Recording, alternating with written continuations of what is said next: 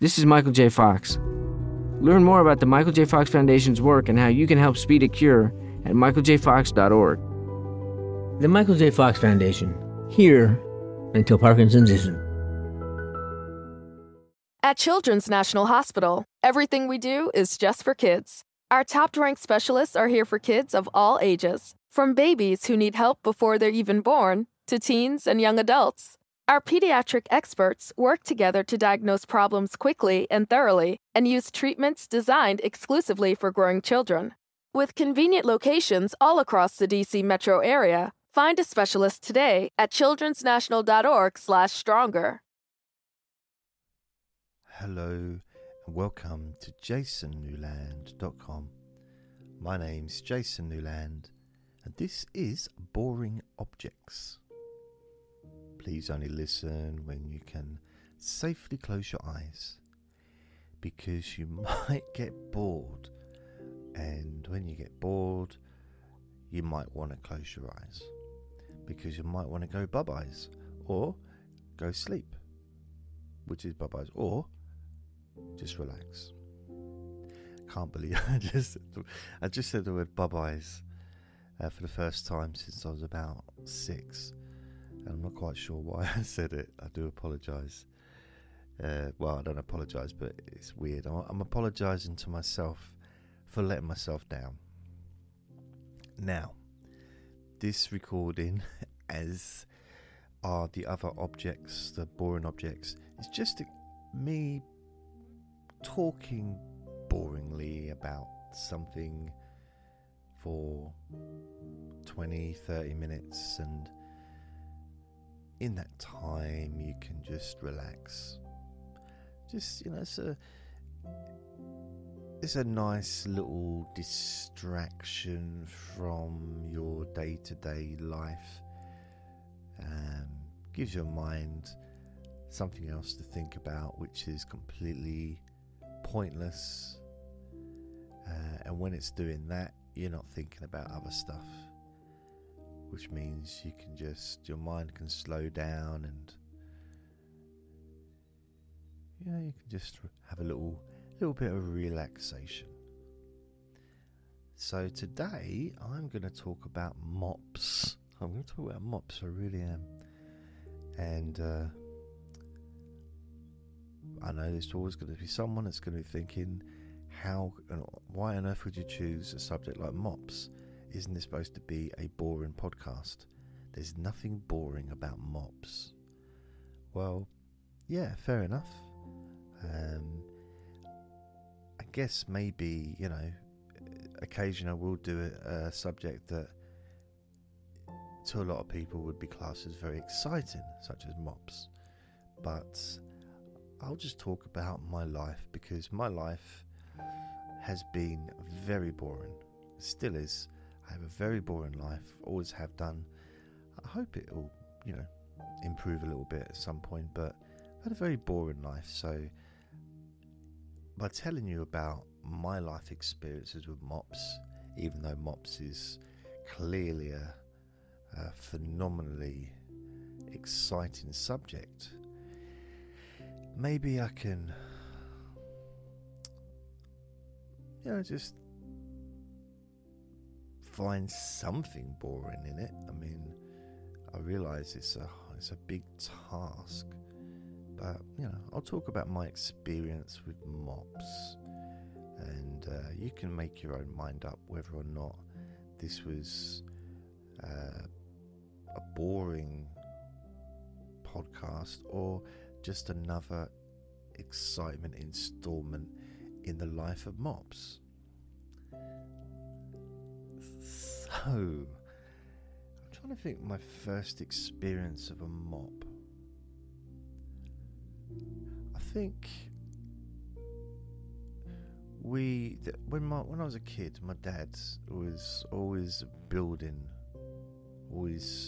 doing building work on the house we lived in, and it would never seem to be complete. There was always at least one room or one part of the house that seemed to be in disarray.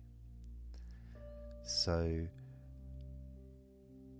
there would be times when, he'd try and get me and my 17 brothers to, well, he didn't try, he got us to work and to help. And sometimes, because I was quite little and young, he'd get me to mop. That'd be get me to help clean up, because I couldn't do some of the other more physical or manual jobs because I was only 7 months old.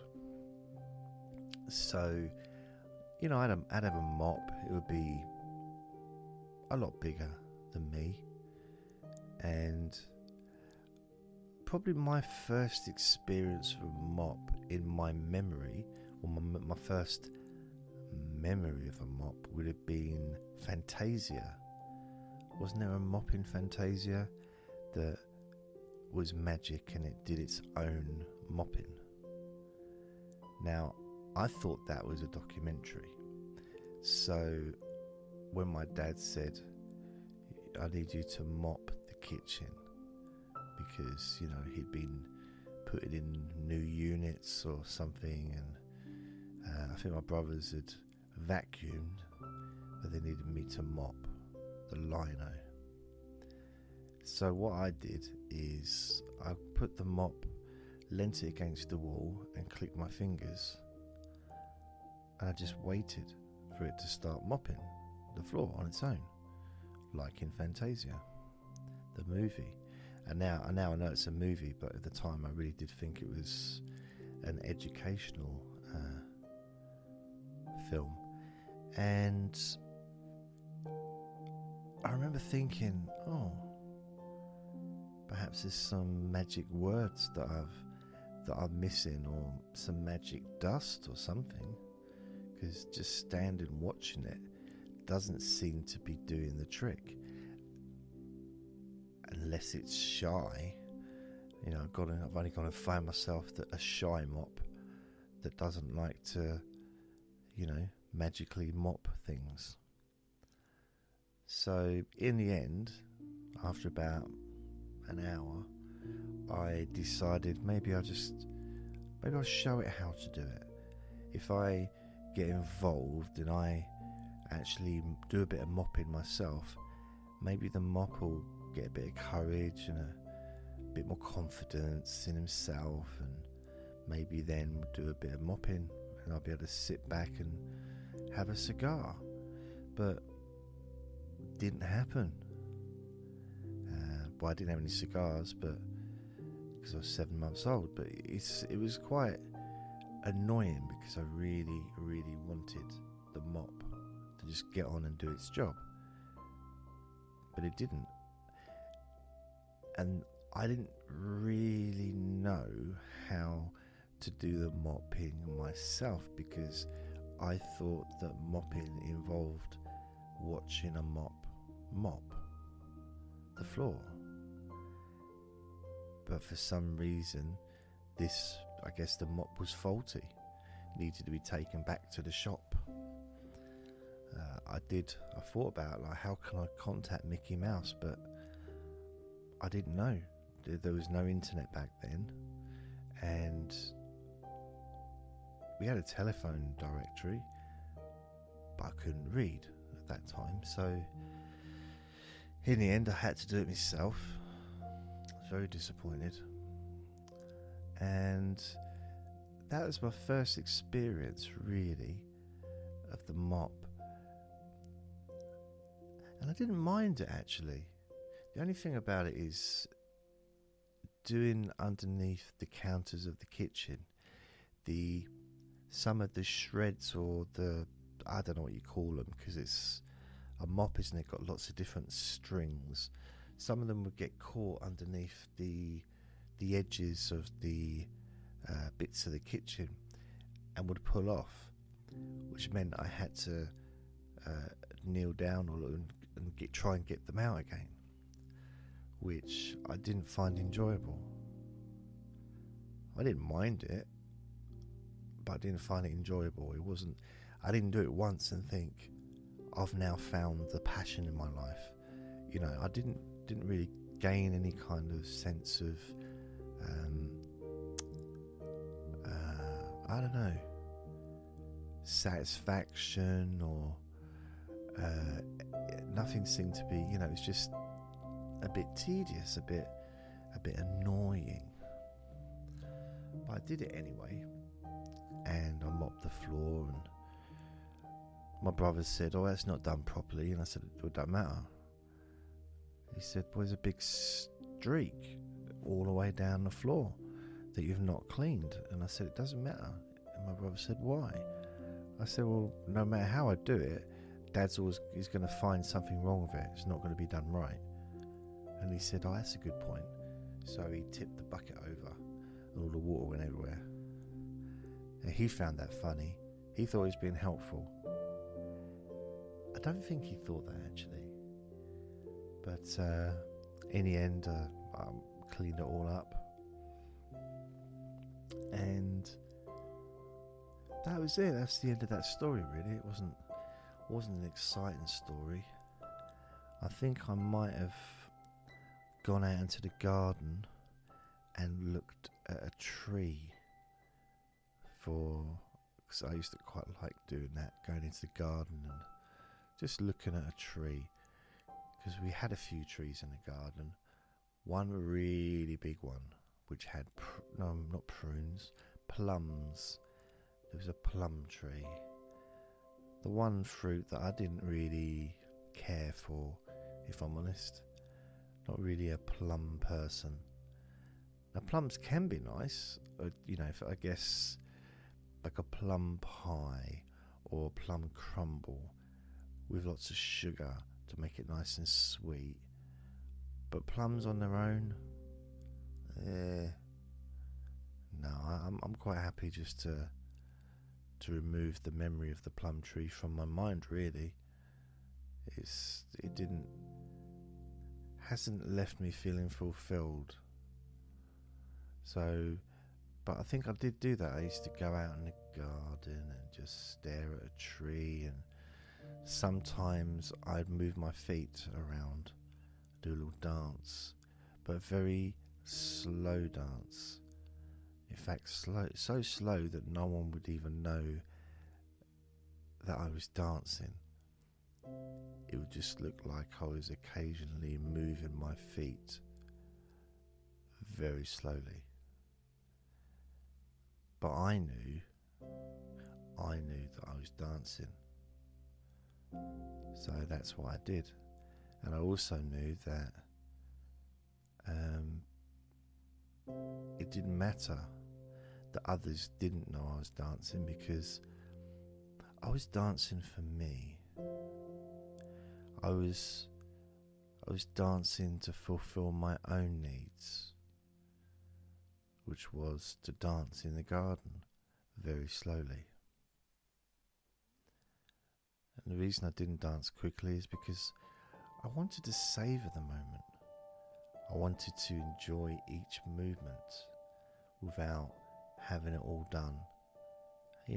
Moving too fast and then thinking, well, that's that done now. That's the dancing out of the way. That's just.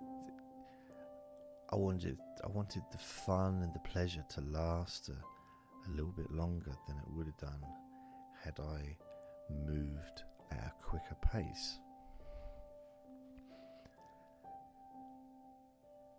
Now, other mops.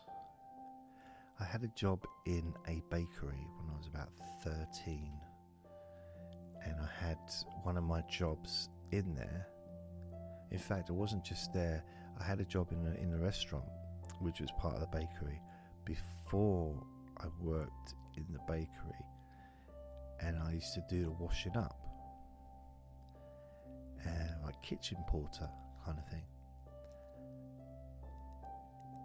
So part of the job, the big part of the job really was to rinse the plates off, put them on a rack, put the rack inside the washing machine, wash them, and then put them into the rinser, which would be, it would like rinse them, rinse off all the water, all the soaps and stuff at a very, very hot level of water.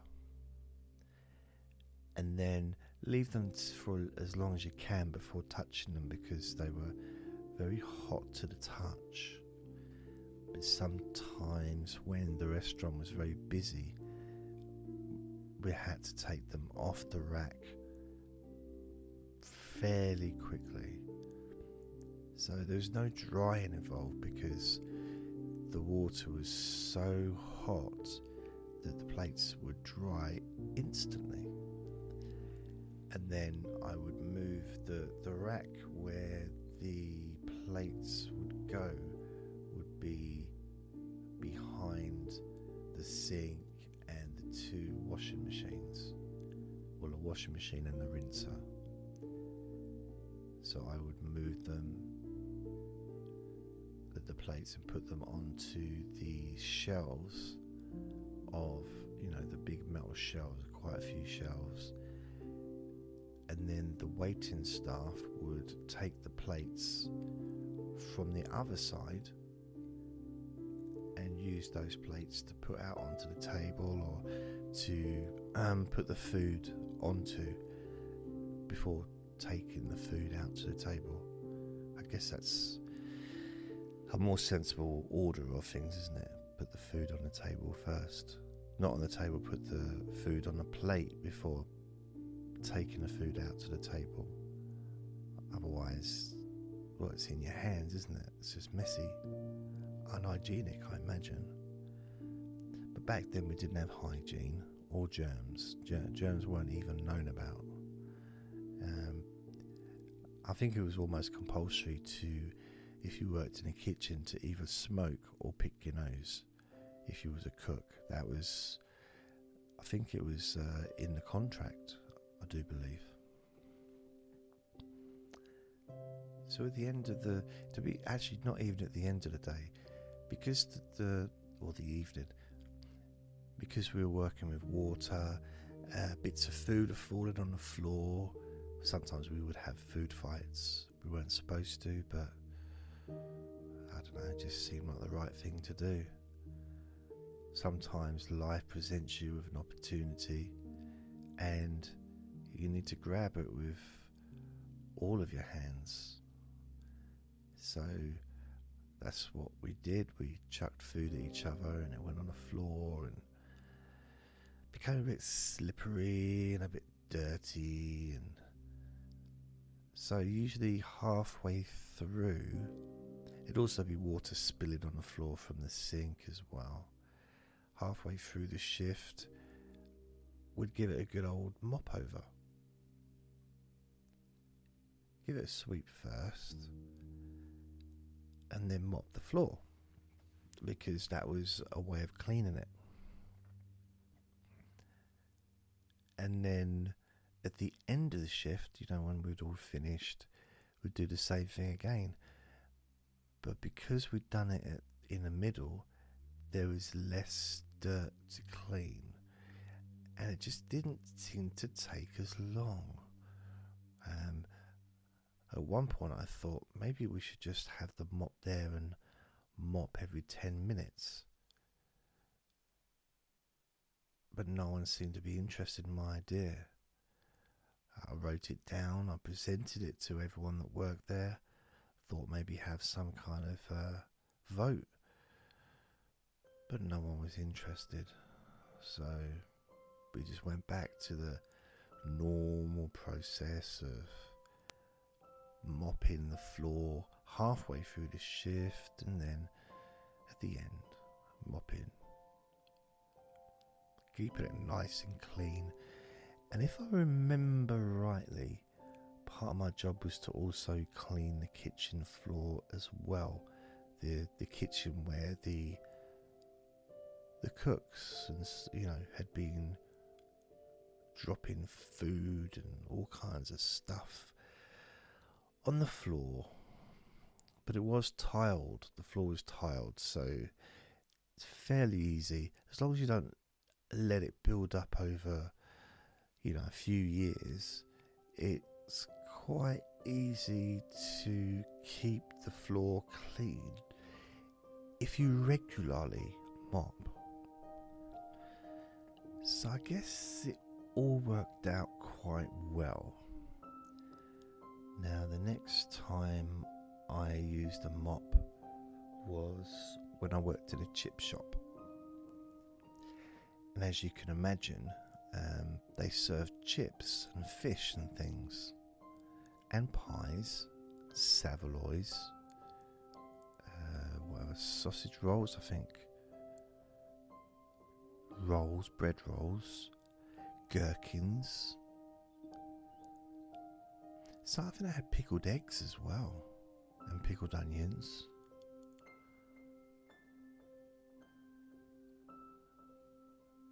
What other things did they have?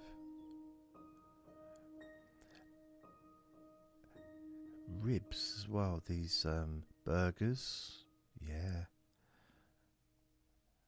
Different types of fish. Mushy peas, that's another thing they used to sell. A lot of effort goes into making mushy peas. Really pointless. And I mean, mushy peas don't taste horrible.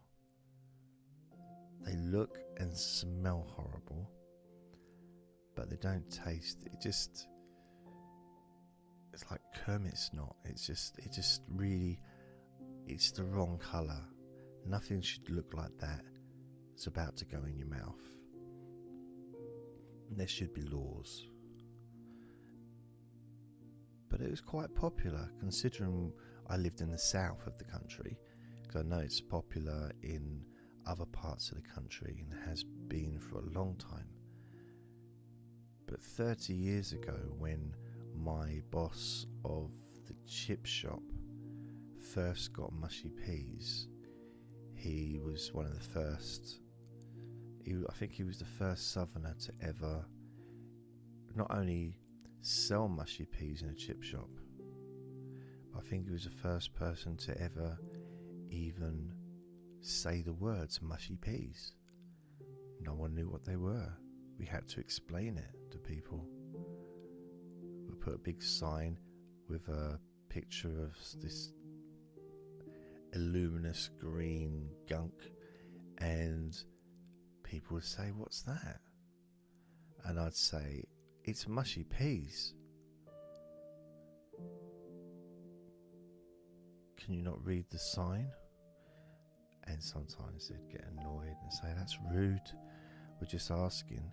We didn't mean what's it called. We can see it says mushy peas. We just don't know what it means." I said, "Don't you watch Coronation Street?" Again, I was told I was rude.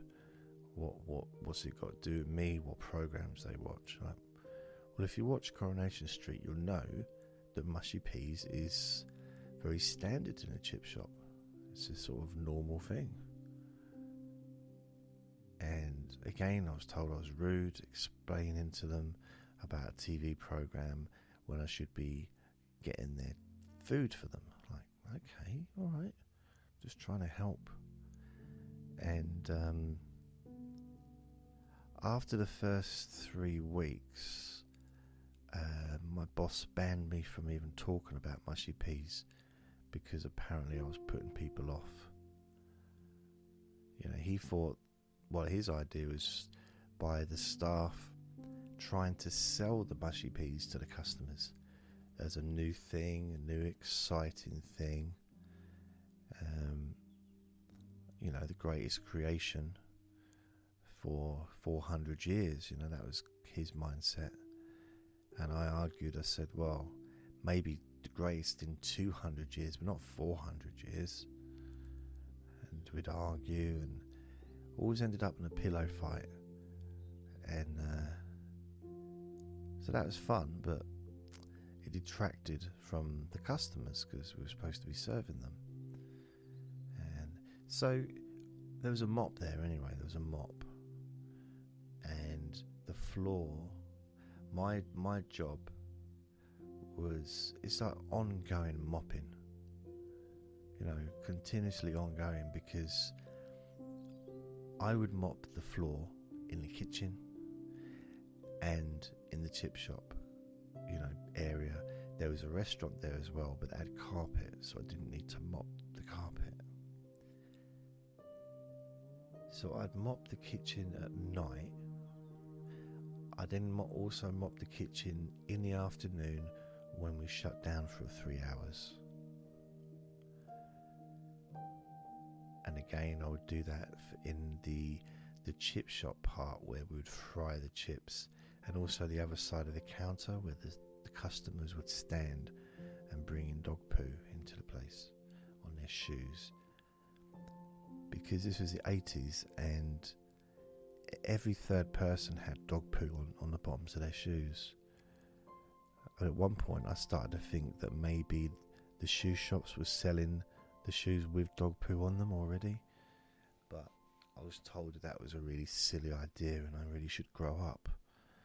But I just thought, well, I'm looking around and yeah, there's a lot of dog poo, but really 1 in 3 people? It seems like quite a high percentage. And I remember my boss saying to me, "Can you just get on with the mopping, please?" And I was okay, fair enough. So I'd mop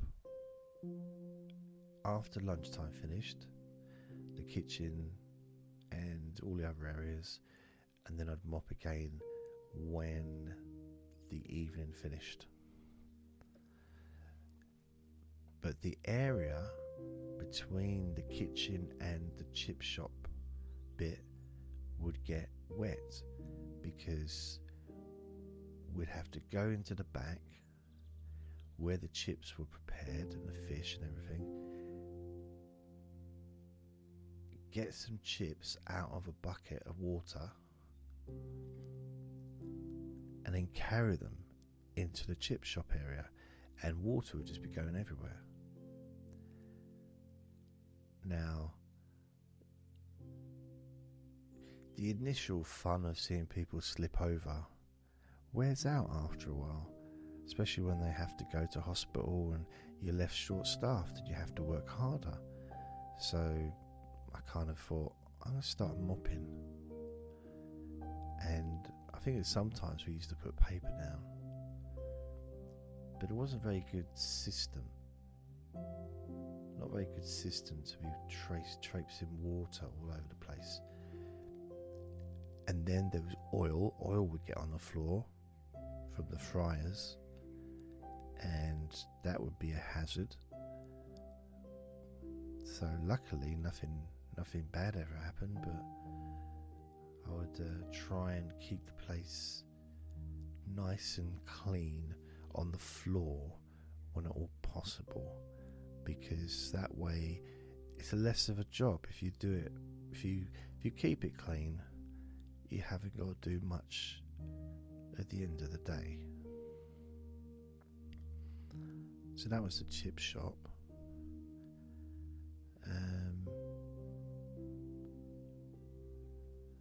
I worked in a...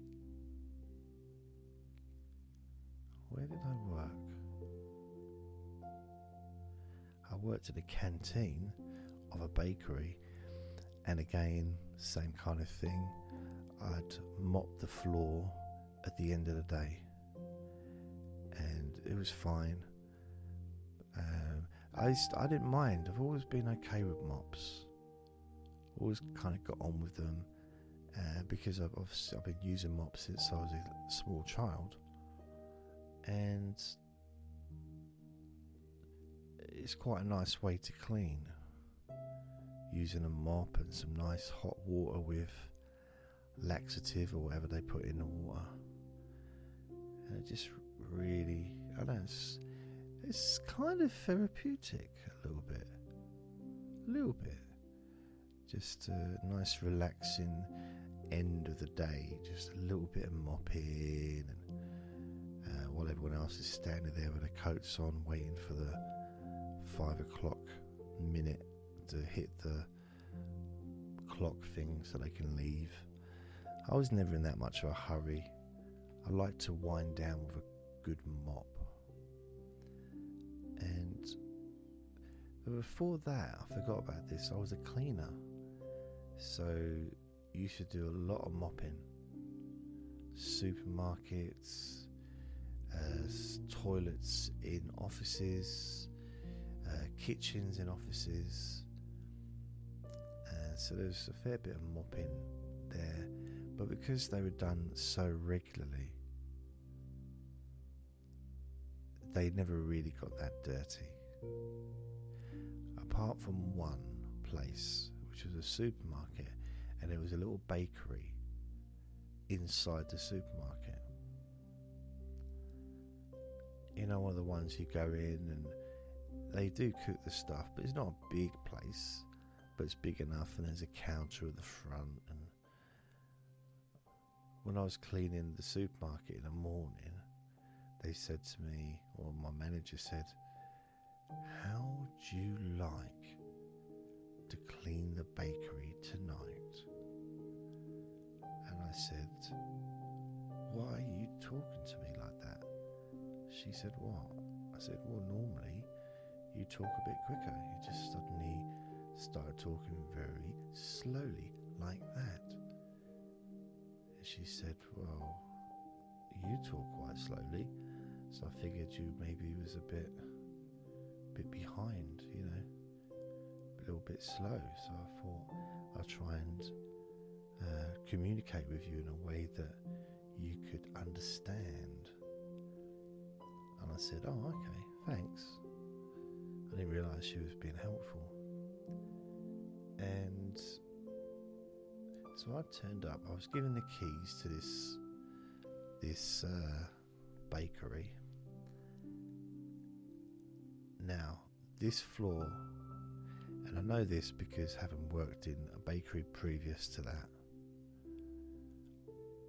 and worked in catering and, you know, floors, but I can't really say that I've worked with floors, but I've worked on floors in catering, and this floor was completely solid dough, dried dough, crust, and it was probably about an inch or two thick.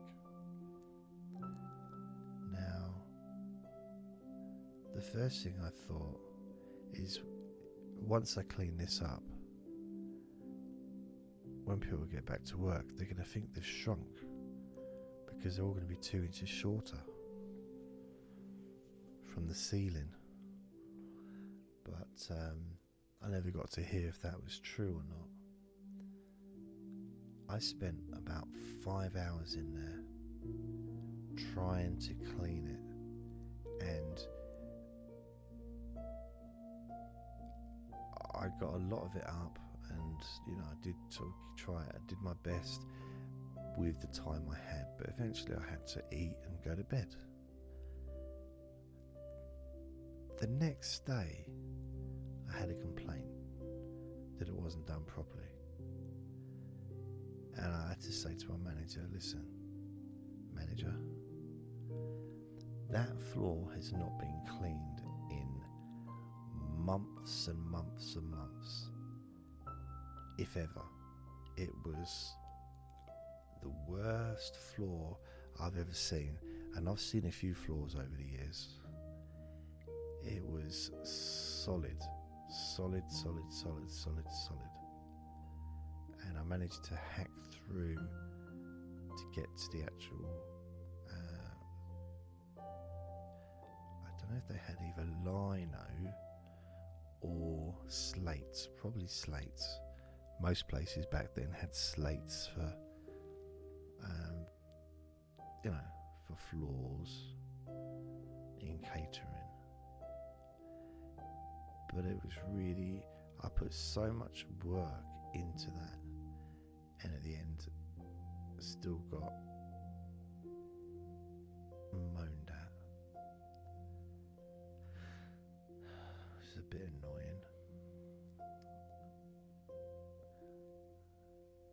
Yeah, I've had a few cleaning jobs over the years where I've mopped toilets.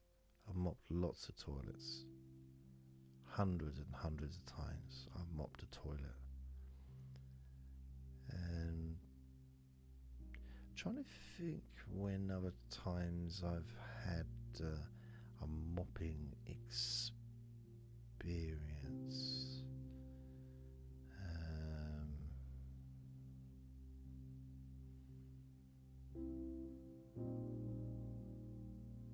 No, that's about it. Yeah. Oh, I'm sorry, I thought I was really going to be able to think of lots and lots of wonderful stories involving mops, but that's about all of my experience with mops that I've shared with you. So yeah, that's it, that's the end. Thank you for listening. Remember to be kind to yourself because you deserve to be happy. Remember to be gentle with yourself. Lots of love. Bye.